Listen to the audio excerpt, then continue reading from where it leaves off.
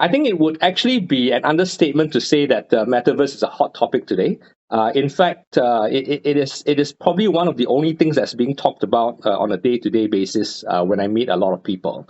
The only problem is this: everyone in this metaverse industry, either claims to be involved in it or claims to be an expert about the metaverse. And in all honesty, in all of the talks that I've attended, where people were trying to explain what they thought the metaverse was, it only got more and more confusing as I try to understand more and more about it, and as I try and drill more and more questions about the metaverse.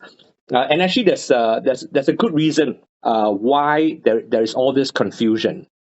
Number one, the definition of metaverse actually is different for different people. Everyone has their own views. In fact, in most cases, they are even confused about what they really think about what the metaverse is, right? And in order for us to actually be able to have a very clear concept of what the metaverse really is, or how we define the metaverse for ourselves, there are actually three very basic concepts that we all need to understand, that we need to wrap our heads around before we can actually have a better understanding as to what we're talking about when we talk about metaverse. Okay, now the three concepts are these. The first one is the real world versus the virtual world. Right? On the surface, it sounds very simple, right? The real world is basically the world that we are all living in, where we live, breathe, eat, sleep. That's the world that we're living in, and that's the real world. Now, the virtual world is a little bit more complex because, in my view, is any digital environment where we can get involved in is essentially a virtual world, right? So, as far back as 20, 30 years ago, when you play Pac-Man, for example, in the arcade, the Pac-Man environment that you are playing in, that in itself is a virtual world. And then that grew into, for example, the World of Warcraft. That's again another virtual world that you go into to play games and to fight monsters. And then in today's world, when my son creates games on Roblox, the Roblox environment is a virtual world. And then to go a step further, if you look at Decentraland, for example, where people are paying crazy money to buy virtual land, that is also the virtual world, right? So let's be very clear about this very first concept. And let's not get confused about AR or augmented reality, because AR is just really a hybrid environment where you have both the real world elements and the virtual world elements combined together in one environment. So that's fine. Okay, but that's not a different category. We know that there's the real world and the virtual world. So first of all, let's make sure we get that part clear. Now, the main issue we have actually with respect to the virtual world is that most people think that there are no real world consequences when you are in the virtual world. Now, that's not true, right? In all honesty, when you are actually in the virtual world, you still have to breathe, you still have to live in the real world. So you can't say that you have no consequences when you're doing whatever you're doing in the virtual world because you're not in the real world. I think that's something that we've got to be very careful about. The reason why I raised this will actually become apparent slightly later when I start talking about the second and the third concepts, right? But let's actually bear that in mind. And I'm bringing this up because there are a lot of people that seem to suggest that as long as I'm in the virtual world, I'm safe from everything else in the real world. So that's not the case.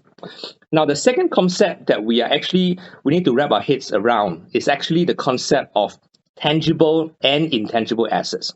Again, very simple. It only gets confusing when people mix it all up, okay? But tangible assets are basically assets that has a physical presence, right? So things that you can touch and feel are actually tangible assets. So that's easy to explain. Now, what are intangible assets?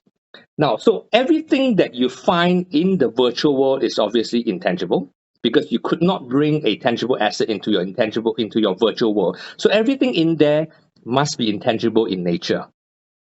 However, the danger is everyone assumes that everything intangible must only occur in the virtual world. Now, that is actually not true because you can have intangible assets in the real world as well, right? And what would these assets actually be? Just give me a second. Now, so the intangible assets in the real world are essentially your intellectual property, your contractual rights, right? Your souls and actions, your debt. That's actually an intangible asset. Okay.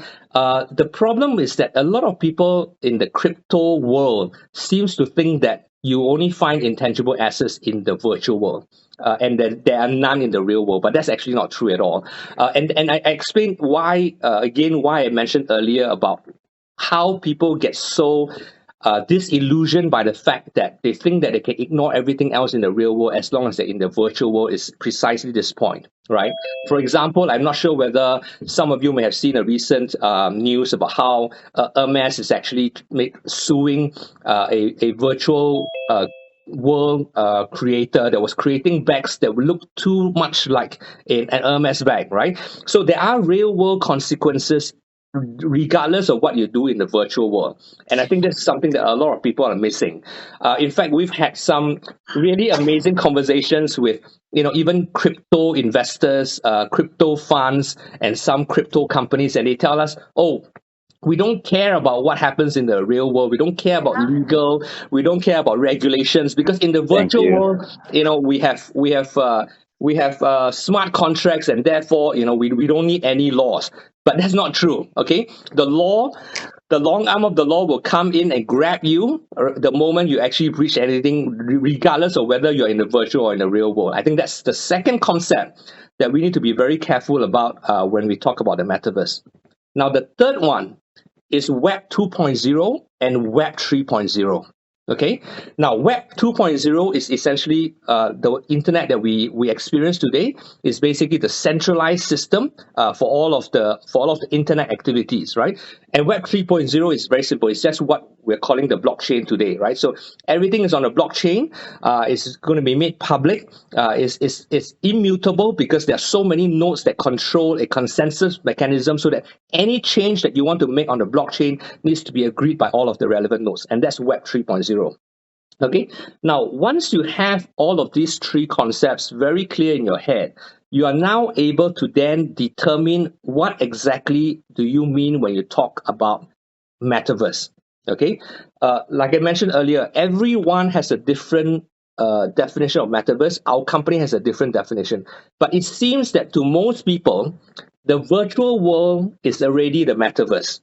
Okay, but in reality, that is not necessarily the case in my view, but that's fine. Some people think that the virtual is effectively the metaverse, but then they get confused because they mix it up with Web 3.0. They mix it up with intangible assets, and then they get confused about what exactly are they referring to. Okay, so let me explain. For example, Roblox. Okay, is obviously everything you find in Roblox is obviously intangible because it's actually a virtual environment. Number two, however, it is in the virtual world, so everyone can refer to them as the metaverse. But guess what? They are Web 2.0, so they're not Web 3.0. Okay, so it's not necessarily the case that metaverse must be Web 3.0 or Web 2.0, or it must be virtual or intangible or whatever. Right? The whole point is you got to decide what is metaverse to you. Okay, but you need to make sure you go through all three concepts before you make that decision. The other example is Decentraland, right? So Decentraland comes out and they profess to be full Web 3.0. Okay, so they claim that they are the true metaverse because they are Web 3.0, they are intangible, and they are also in the virtual world. Okay, but if you study Web 3.0 very carefully, because of all the inconvenience in relation to having so many nodes controlling information, the user experience is very, very poor. So I obviously haven't done the study myself, but I half suspect part of the Decentraland environment is Web 2.0, and another part of it is Web 3.0. It's very, very difficult to have a full Web 3.0 environment. Because people aren't going to be able to experience or have a good user experience because currently we don't have the bandwidth and we don't have enough solutions to deal with information flow in order to get a good user experience. So that's the main thing that I'm trying to identify for everyone here, right? So the next time you have a when you attend a seminar, you hear someone talk about the metaverse, ask them to clarify what exactly are they talking about and which aspect are they actually referring to, right? And that would clarify exactly what they mean by metaverse. Now, as a group, our definition of metaverse is actually the multiverse, right? So we don't think of metaverse as, oh, it's only the virtual environment or it's only the Web 3.0 environment. Okay, we think of metaverse as a multiverse because what we are trying to do is I'm trying to pull all of those 6 different elements into one.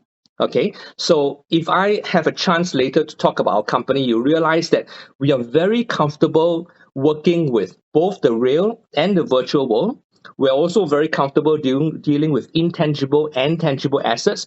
And we're also very comfortable, and we have to, in fact, adopt both the Web 2.0 and Web 3.0 and use the best elements of each of these, the best characteristics of each of these elements to put together a solution which then works in the real world so that we can create value in the real world for real people. Okay, I think that's our objective as a group of technology companies that we are. So